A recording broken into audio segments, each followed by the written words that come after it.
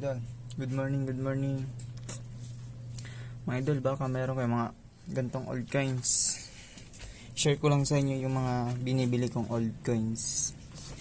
At saka yung mga walang value, papakita ko sa inyo po. Yung mga low value. At saka yung mga merong value na medyo matataas mga idol. Sa mga idol, kapag meron kayo idol, send nyo lang dyan sa comment section sa baba. Pa-share and follow na din mga idol kapag meron kayo mga old coins. So yun idol, simulan na natin kung alin yung mga binibili kong old coins na meron mataas yung value at yung mga walang value, mababa yung value. Ito idol, sample. Muna tayo dito sa 1945 below pababa yung taon.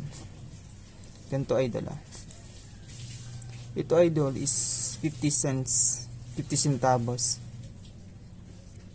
50 centavos 1917 yung taon po. Ito idol, silver to idol. Ganito po yung mga binibili ko, mga 1945 below pababa yung taon.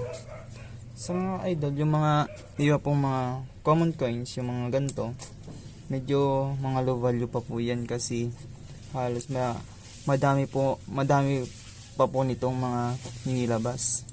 Yung mga hinahanap na mga collector, mga idol, yung mga meron value, yung mga ganito mga 1945 below mga idol.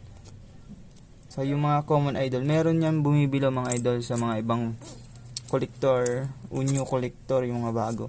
Mga fair kilo po yung mga bili, mga ganito. Mga fair kilo yung ganito mga idol.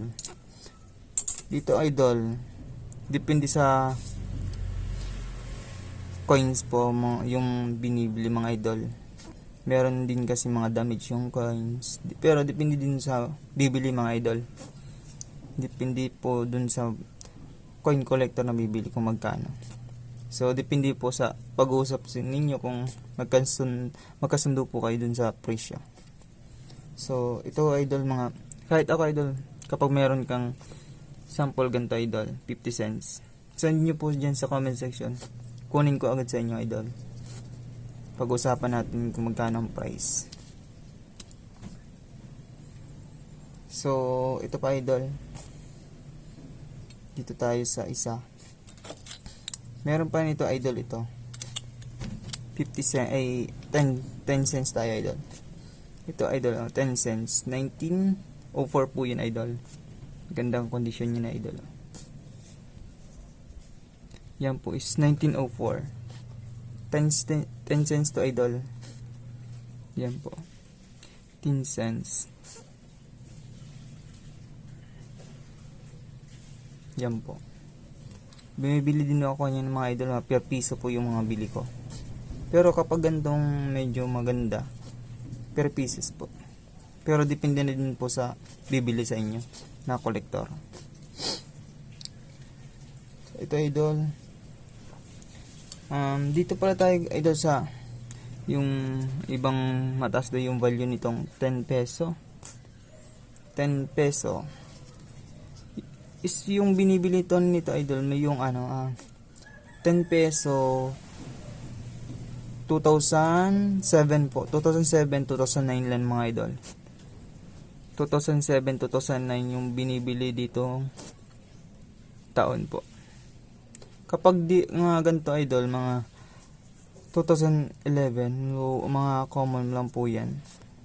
Meron tong value kaso yung mga face value, mga ganon. Pero meron din nitong naghahanap yung mga pambuo lang po. Yung mga meron binubuo silang mga album, ganon.